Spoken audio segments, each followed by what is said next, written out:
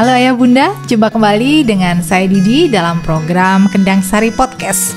Tentunya kita akan menghadirkan informasi yang update, informasi yang menarik seputar kesehatan ibu, anak maupun kesehatan umum lainnya.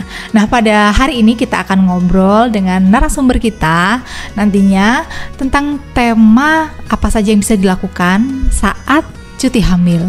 Nah, ini tentunya bisa menjadi salah satu acuan untuk bunda-bunda yang saat ini memang sedang hamil dan persiapan untuk memasuki cuti hamil. Nanti kita akan ngobrol dengan Bidan Andina Pramesi. Jadi Bidan Andin ini adalah salah satu bidan yang berdinas di ruang bersalin. Dan kebetulan juga Bidan Andin ini adalah instruktur senam hamil. Jadi buat bunda-bunda mungkin yang sering kali mengikuti senam hamil di RSIA Kendang Sari pasti pernah bertemu dengan Bidan Andina ini. Kita sapa Bidan Andin yang sudah hadir di studio Kendang Sari Podcast. Selamat siang Mbak Andin. Selamat siang Mbak Didi. Apa kabar? Alhamdulillah baik. Oke. Bisa menyapa Ayah Bunda yang sedang menyaksikan podcast kita siang hari ini. Oke, baik. Selamat siang Ayah Bunda. Kali ini saya yang menjadi narasumber pada podcast hari ini. Kita akan membahas tentang tips-tips cara mengisi waktu untuk dikala cuti hamil seperti itu. Nanti kita akan bahas ya. Oke, kita nanti akan ngobrol lebih banyak lagi ya Mbak Andin ya. Oke. Biasanya apa aja yang bisa dipersiapkan oleh bunda-bunda yang sedang memasuki cuti hamil. Nah, sebelumnya Mbak Andin ini juga instruktur senam hamil ya? Iya benar. Oke, jadi ini pas nih. Jadi mungkin ada beberapa tips yang bisa disampaikan juga ya. Karena kita tahu kalau ngobrol tentang cuti hamil itu kan untuk setiap instansi atau setiap perusahaan atau setiap tempat bekerja itu bervariasi ya, berbeda-beda benar. Ada yang menganut atau punya aturan penuh setelah persalinan gitu. Ya. Ada yang separuh-separuh gitu. Ada yang enggak separuh sih tapi misalnya ya, 1,5 di awal, 1,5 di akhir. Ada yang 1 bulan, ada yang 2 bulan di akhir. 1 bulan di awal, 2 bulan di akhir. Nah, ini memang sangat bervariasi. Nah, kalau misalnya cutinya mepet sekali dengan HPL mungkin nggak terlalu bingung ya Mbak ya apa yang harus dilakukan selama cuti kan ya, kita sudah tahu HPL ya, udah tahu. Betul. Nah yang sering kali membuat bunda-bunda ini bingung harus ngapain nih gitu kan kalau cutinya panjang yang 1,5 sampai 1 bulan sambil menunggu HPL itu harus apa ya yang dilakukan ya nanti kita akan ngobrol. Sebelumnya mungkin Mbak Anin bisa share nih kan sebagai bidan yang hari-hari juga ketemu di dengan ruang bersalin ya ketemu dengan ibu melahirkan. Sejauh ini sebenarnya persiapan apa sih Mbak yang perlu atau yang paling penting dipersiapkan oleh ibu yang akan melahirkan? Jadi persiapan yang paling utama pastinya harus persiapan fisik ya, fisik dan mental. Kenapa fisik dan mental? Karena kalau fisik dan mentalnya kita masih ini terutama mental ya. Kalau mentalnya masih takut, nggak rileks, masih cemas, biasanya ibu menjelang persalinan itu pasti kan Mbak ya ada rasa cemas, takut, kok nggak lahir-lahir, nanti sakit nggak. Nah itu kita harus mempersiapkan. Ketika cuti hamil, mempersiapkannya seperti apa? Ya kita perbanyak membaca referensi, seperti apa sih melahirkan. Kita mengikuti senam hamil untuk apa ini namanya? Persiapan fisiknya. Jadi nanti otot-ototnya juga rileks ketika melakukan senam hamil itu. Terus otaknya juga harus rileks, pikirannya rileks, tidak cemas, tidak panik. Jadi ketika menghadapi proses persalinan itu nanti berjalan aja, nggak ada rasa cemas, rasa takut ketika diperiksa oleh bidan, ketika memasuki fase kala 2 atau fase melahirkannya juga tidak terlalu cemas. Jadi tidak over berteriak atau apa seperti itu. Terus untuk persiapan lainnya mungkin bisa disiapkan ini ada istilahnya hospital bag ya Mbak ya. Hospital bag, oke. Hospital bag jadi tas sudah jadi sudah siap sedia tasnya itu. Nah isinya apa saja? Isinya itu ada di persiapan ibu ya. Yang pertama apa aja itu Mbak? Persiapan ibu bisa disiapkan baju untuk ibunya. Diutamakan yang kancing depan ya Mbak atau resleting depan karena nanti kan akan menyusui. Betul, lebih mudah lebih memudahkan. Terus untuk mungkin bisa disiapkan sarung atau jari. Biasanya sehabis melahirkan, kalau orang-orang dulu kan disuruh pakai jari tuh atau sarung, itu juga nggak apa-apa. Tapi tidak pakai pun tidak apa-apa. Oke, alternatif ya berarti. Alternatif. Ya? Tapi biasanya banyak sih yang membawa seperti itu. Masih ada yang bawa masih, ya? Masih. Iya. Jadi pakai baju itu atau daster terus dilapisi dengan sarungnya atau jariknya gitu. Terus ada pakaian dalam ya, jangan lupa. Terus pembalut juga harus dibawa, dan sebagai tambahannya mungkin bisa dibawa ini stagen atau apa namanya yang terkini itu? Korset. Korset ya, pakai korset. Itu alternatif sih, boleh dipakai, boleh enggak gitu. Terus untuk bayinya biasanya persiapannya ya baju-baju bayi ya tentunya. Tapi kalau di Kendang Sari sini, selama di sini kan kita disediakan ya baju-baju bayi. Jadi hanya membawa baju saat pulang saja, bedong seperti itu. Dan jangan lupa untuk persiapan dokumen-dokumen yang harus dibawa juga. Penting. Jadi ini ya. ada KTP, KK, surat nikah dari KUA itu biasanya diperlukan untuk pengisian surat keterangan lahir. Buku KIA-nya jangan lupa dibawa, terus buku USG, dan satu lagi kalau memang menggunakan BPJS, kartu BPJS-nya jangan lupa dibawa. Seperti itu. Jadi untuk tas persalinannya kurang lebih isinya seperti itu. Seperti itu. Ya. Itu yang basic. Kalau misalnya bunda-bunda mau nambahin, misalnya saya mau bawa pompa, misal seperti itu. Saya mau bawa handuk atau untuk perlengkapan mandi selama di rumah sakit juga boleh gitu. Boleh, nggak apa-apa. Jadi memang menyesuaikan ya jadinya. Menyesuaikan kebutuhannya saja. Nah itu idealnya sebenarnya mempersiapkan tas persalinan itu kapan gitu ya. Jadi ketika memasuki usia 34-35 sebaiknya sudah harus dipersiapkan hospital bag itu. Karena nanti 35 ke atas kan sudah masuk usia aterem ya Mbak ya. 35, 36, 37, utamanya 37 itu sudah memasuki usia aterem. Kita kan nggak tahu fisik kita. Nanti 37 tahu-tahu udah capek, males-malesan. Nah, sebelum ke males-malesan itu mendingan kita siapkan dulu. Jadi nanti kalau terjadi apa-apa, misal darurat ya, ketubannya pecah atau apa. Nah, itu kan darurat tidak bisa diprediksi. Itu kita tinggal cangking aja hospital bag itu. Atau kenceng-kenceng sewaktu-waktu kan tidak bisa diprediksi ya. Kecuali bundanya mau operasi yang sudah terjadwal, itu kan beda lagi ceritanya seperti itu. Jadi saya rasa sekalipun itu operasi juga baiknya dipersiapkan. Ya, memang dipersiapkan. Supaya tadi ya kita nggak tahu kalau sudah menjelang persalinan tadi apapun bisa terjadi ya. Kan benar. Juga mengalihkan atau membuat kita nggak mempersiapkan, lupa ya itu. Benar. Mood juga perlu ya Mbak. Mood ya, mood ya. Mood siapa ini Mbak? Moodnya ibunya aja atau dengan mood suaminya juga nih? Ya, dua-duanya ya. Oke. Kalau selain hal yang Mbak Anin sampaikan tadi, ada persiapan lain nggak Mbak yang harus dilakukan ketika menjelang persalinan? Kalau menjelang persalinan sih saya rasa siapanya hanya seperti itu ya. Cuman kalau untuk mengisi waktu untuk cuti hamil dan menunggu persalinan mungkin bisa dilakukan beberapa hal. Misalnya itu tadi ya, senam hamil. Harusnya senam hamil ini tidak dilakukan saat menjelang cuti hamil. Sebaiknya dilakukan ketika usia kandungannya sudah menginjak 24-25 itu harus rutin dilakukan. Yaitu tadi untuk persiapan fisik menjelang persalinan tadi. Bisa menggunakan jimbol, bisa, atau kalau malas senam nih bisa jalan-jalan pagi, jalan sore kayak gitu. Jalan di mall juga boleh, tapi tidak terlalu capek. Kayak gitu. Atau kalau capek istirahat gitu ya. Kalau capek istirahat. Terus mungkin bisa dilakukan beres-beres rumah. Bisa sebelum bayi lahir, kan pasti kita nggak sempet kan Mbak ya. Jadi kita tata-tata dulu. Ini tempat untuk nanti bayi tidur, terus bajunya kayak gitu. Jadi beres-beres rumah juga bisa dilakukan. Bisa juga masak, kalau memang hobinya masak, untuk mengisi waktu menunggu. Mungkin bunda-bundanya ada yang hobi masak ya Mbak ya, itu bisa digunakan waktu luangnya untuk memasak. Jadi untuk persiapan nanti setelah persalinan, masaknya di frozen, terus nanti tinggal dihangatkan aja ketika ini asupan ibu menyusui untuk tetap itu aman ya. Sekalipun mulai dengan adaptasi baru, dengan aktivitas baru, setelah persalinan tetap bisa mengkonsumsi makanan yang bergizi dan sesuai seleranya dia. Terus bisa juga berenang, mungkin ada yang hobi berenang, itu juga bagus dilakukan. Atau yang paling viral sekarang ini yang dilakukan untuk mengisi waktu photoshoot maternity Oh, biasanya. betul, Kayak betul, gitu. Itu ya. bisa Ngisi untuk, waktu ya. menunggu persalinan, melakukan foto maternity Oke. dengan keluarga, dengan suami kayak gitu. Nah sebenarnya kan kalau membicarakan tentang persalinan itu nggak hanya proses bayi lahir gitu aja ya. Ya. Tapi sebenarnya kan sebuah fase yang kompleks gitu kan.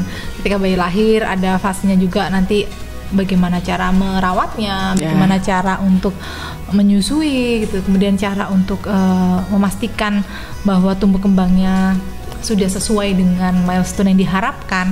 Nah, untuk hal seperti ini apakah bisa dipersiapkan ketika cuti hamil, Mbak? Bisa dilakukan sih, Mbak. Malah lebih bagus kalau sebelum persalinan kita sudah mempelajari semua itu, seperti perawatan tali pusat. Nanti kalau bayinya sudah lahir, dia sudah bisa untuk merawat sendiri, jadi nggak perlu orang lain untuk merawat. Untuk cara menyusui juga memang harusnya dilakukan, dipelajari sebelum masa bersalin itu. Jadi sudah belajar, sudah tahu ilmunya. Jadi ketika sudah ada si bayi langsung dipraktekkan seperti itu. Karena kebanyakan kan bingung ketika sudah bayinya lahir mau nyusuin itu bingung. Ditambah dengan Seperti kepanikan itu. dan adaptasi dengan aktivitas baru, dengan rutinitas yang baru ya Mbak. Jadi biasanya kalau belajarnya saat itu yang ada tambah panik biasanya. Tambah panik, ditambah dengan keluarga yang maaf kadang ada yang kurang mendukung ya. Nah itu semakin down nanti malah mengurangi suplai ASI juga bisa. Seperti itu. Yang Mbak Adin sampaikan tadi kan mempersiapkan menjadi ibu atau ayah yang baru gitu kan. Nah kebetulan kita di RSC Kendang Sari juga ada program nih Ayah Bunda, kami punya program Parent to be Class. Nah ini bisa menjadi salah satu alternatif kesempatan untuk mengisi waktu cuti itu mengikuti kelas-kelas seperti ini, Parent to be Class. Karena di Parent to be Class ini yang Mbak Adin tadi sampaikan seperti merawat tali pusat, kemudian menyusui, kita juga sampaikan informasi ini dan praktek juga Mbak gitu kan. Praktek secara langsung ya Mbak, praktek cara membedong, cara merawat tali pusat, lalu menyusui pun beberapa dasar kayak posisi menyusui kita juga ada sesinya seperti itu. Bagus berarti Mbak ya, maksudnya ilmunya semakin terupgrade malah dan lebih yang bagus. tadi Mbak Adin sebutkan tadi juga senam hamil gitu kan. Iya benar. Berarti sebenarnya idealnya senam hamil tadi yang Mbak Adin sampaikan di awal tuh sebaiknya tidak ketika masa cuti ya Mbak ya, tapi dimulai sebelumnya 24 minggu seharusnya. Jadi mungkin ketika senam hamil tuh lebih ke mengintensifkan gitu. Mungkin kalau ibu kerja ini kan agak susah ngatur waktunya ya. Benar. Jadi ketika cuti mungkin dimaksimalkan. Benar-benar. Tapi senam hamil itu sebenarnya bisa dilakukan di rumah nggak sih Mbak? Sendiri tanpa instruktur? Kalau tanpa instruktur sebaiknya, kalau belum pernah melakukan sama sekali sebaiknya jangan. Ya, soalnya kan kita nggak tahu ya anatomisnya seperti apa. Takutnya gerakan yang dilakukan itu membahayakan diri sendiri atau janinnya. Karena ada gerakan-gerakan yang memang harus dalam pengawasan seperti itu. Berarti harus dengan instruktur ya? Sebaiknya. Kalau misalnya lihat di tayangan YouTube gitu, apakah juga boleh dilakukan? Hanya gerakan-gerakan yang ini yang apa ya, yang ringan. Tidak perlu yang ringan, yang tidak perlu pengawasan. Kalau kayak squat kayak gitu kan harus ada pengawasan sih Mbak. Kalau misalnya hanya relaksasi leher, otot pundak seperti itu ya dilakukan sendiri sih nggak apa-apa. Untuk stretching aja boleh lah dilakukan sendiri. Berarti kalau misalnya ibu hamil nih ingin sudah masuk masa cuti, biasanya kan kalau jadwal senam hamil di RSC Kendang Sari kan setiap hari Sabtu nih. Dia waktu luangnya banyak nih. Saya pingin senam seminggu 2-3 kali, nggak cuma hari Sabtu. Bisa nggak manggil instruktur ke rumah kalau di RSC Kendang Sari? Kalau dari RSC Kendang Sari sih bisa. Udah ada programnya soalnya Mbak. Jadi privat ya. Kalau misalnya mau privat boleh, atau mau berkelompok dengan teman-temannya nih, itu juga nggak apa-apa. Malah mungkin biayanya lebih ini ya, lebih irit ya kalau bareng-bareng gitu juga nggak apa-apa. Tapi kalau aku kepengen privat karena aku kepengen banyak tanya, kepengen tahu ini, kepengen tahu itu juga nggak apa-apa. Nah ini info baru lagi nih dari Mbak Adin selaku instruktur. Kalau misalnya memang bunda-bunda di rumah pengen senam hamil tapi tidak memungkinkan untuk datang ke rumah sakit atau pengen lebih sering, lebih intens, bisa mengikuti yang senam hamil private ya. Jadi private ini bisa sendiri maupun bisa dengan berkelompok. Dengan bestie. Minimal berapa Mbak kelompoknya? 4-5 boleh. Nah ini kan biasanya kalau kumpul bareng bestie hamil ini juga lebih seru gitu. Benar, lebih seru. Iya, siap kalau gitu. Nah kemudian kita nih ngobrol tentang persiapan ya Mbak. Persiapan dalam artian terkait dengan informasi atau pengetahuan tentang perawatan bayi. Nah, sekarang bicara tentang persalinan itu sendiri. Tentang di mana melahirkan, kemudian dengan siapa melahirkan. Nah, apakah itu juga menjadi salah satu poin yang perlu dipersiapkan ketika cuti hamil? Iya benar, itu juga salah satu poin sih Mbak. Jadi nanti kita harus mempersiapkan di mana kita mau bersalin. Sebelumnya kita harus melakukan tur rumah sakit ya. Jadi kita tentukan dulu rumah sakitnya di mana. Jadi nanti ketika tiba-tiba terjadi persalinan seperti kencang-kencang itu, kita sudah punya tujuan. Oh, saya mau melahirkan di sini. Ketika kenceng, suaminya sudah komunikasi dengan istri suaminya ini, langsung menuju ke rumah sakit yang dituju itu tadi, yang diinginkan, seperti itu. Jadi sebaiknya lakukan survei rumah sakit. Setelah survei rumah sakit, kita lakukan tur di dalam rumah sakitnya itu sendiri, itu ruangan, seperti itu. Kayaknya kalau di Kendang Sari ini ada ya Mbak ya? Ada, kita ada program hospital tour. Jadi hospital tour ayah bunda namanya, yang memang ingin melihat suasana kamar bersalin, itu bisa datang ke Rumah Sakit Beranak Kendang Sari. Nanti akan didampingi oleh petugas kami, diantar untuk melihat kamar yang dimau, seperti itu. Dan berarti kalau untuk hospital tour tadi ya Mbak ya, untuk mencari rumah sakit itu idealnya maksimal umur berapa kehamilannya? Kalau untuk menentukan rumah sakit sih bisa dilakukan ketika usia 30 minggu ke atas ya Mbak ya, atau kalau mau menjelang ya bisa 34, 35 ya. Pokoknya selama ibu hamilnya itu bisa jalan-jalan, kondisinya masih fit, bisa mampulah untuk ikut survei seperti itu untuk melihat. Idealnya kan kalau ketika survei ini juga dengan suami gitu ya, jadi bisa langsung mendiskusikan gimana jadi rumah mereka sakit ini ada pandangan gitu. Oh seperti ini kalau melahirkan di sini kayak gitu. Jadi kalau misalnya nih Mbak, kalau HPL kurang 2 minggu kayak gitu, dia survei terus mau booking, bisa nggak kalau di Kendang Sari itu Mbak? Bisa dong, jadi kita bookingnya bisa jauh-jauh hari gitu. Untuk persalinan nanti bookingnya ini bisa ke layanan pelanggan kami. Jadi ayah bunda yang sudah melihat kamar, mau pilih kamar yang mana nanti bisa disampaikan ke petugas, dan perkiraan persalinannya tanggal berapa juga bisa disampaikan di sana, seperti itu. Nah tadi kan kita bicara tentang apa saja kegiatan yang bisa dilakukan untuk mengisi waktu cuti hamil. Sebenarnya kalau dilihat dari sisi kesehatan nih Mbak, sebagai seorang bidan nih Mbak Adin, apa manfaat dari cuti hamil itu sendiri Mbak? Kalau manfaatnya sih ada beberapa ya Mbak ya. Utamanya sih untuk membantu ASI eksklusif ya. ASI eksklusif memang harusnya 6 bulan. Cuman kita di Indonesia ini dapat cutinya 3 bulan. 1,5 di awal, kebanyakan 1,5 di akhir. Nah jadi kita memanfaatkan waktu 1,5 sampai 2 bulan ini untuk meningkatkan bonding sama bayi kita, sehingga kita bisa memberikan ASI yang eksklusif. Diharapkan ASINya bisa melimpah seperti itu. Terus kalau memang mau ditinggal bekerja, jadi ada stok yang ditinggalkan. Jadi tetap ASI tetap terus berjalan seperti itu. Terus ada juga untuk manfaat perbaikan kesehatan fisik yang mungkin selama biasanya postpartum atau pasca melahirkan itu banyak keluhan. Misalnya seperti nyeri punggung, nyeri leher ya, biasa keluhan-keluhan habis melahirkan ya Mbak ya. Utamanya nyeri daerah bawah, nyeri vagina kalau melahirkan secara normal, atau nyeri jahitan operasi. Jadi itu untuk diistirahatkan dulu. Dan yang paling penting untuk mentalnya. Jadi nggak stres. Jadi kan habis melahirkan kan banyak banget kegiatan yang harus kita lakukan untuk bayinya, untuk dirinya sendiri, ditambah nanti kalau bekerja. Nah sebelum masuk masa bekerja itu kita harus merilekskan diri biar mentalnya itu sehat, rileks, nggak cemas, nggak panik, nggak takut, seperti itu. Atau juga bisa digunakan untuk menurunkan tingkat depresi. Jadi cuti hamil itu ada penelitiannya bisa digunakan untuk menurunkan tingkat depresi. Jadi otaknya rileks, terus mengurangi rasa cemas, bisa dikontrol seperti itu. Menarik ini ya.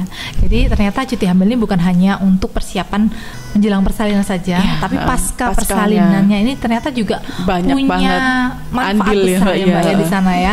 Nanti Mbak Adin sampaikan memantapkan menyusui, kemudian bagaimana mengatur nantinya ASI peranya ya, manajemen ASI pera ketika ditinggal bekerja, lalu mengurangi resiko cemas, depresi tadi, kemudian juga memulihkan organ tubuh pasca persalinan. Jadi memang penting sekali cuti hamil ini dilakukan atau diisi dengan hal-hal yang memang menunjang kesehatan ibu dan bayi khususnya. Nah, terlepas ini dengan ketentuan atau kebijakan masing-masing perusahaan kan berbeda-beda, tapi memang dengan memberikannya hak cuti hamil ini sebenarnya merupakan salah satu upaya untuk melindungi kesehatan reproduksi pada wanita. Seperti itu ya Mbak ya. Benar. Oke, nah ini obrolan kita menarik.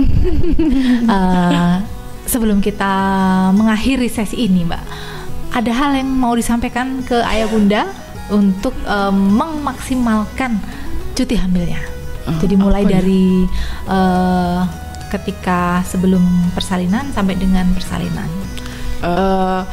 Jadi ada ya tadi ya Mbak ya, persiapan mental, persiapan fisik, terus ada persiapan untuk hospital bag yang harus dibawa. Mungkin juga bisa dikomunikasikan dengan instansi tempat ibu bekerja.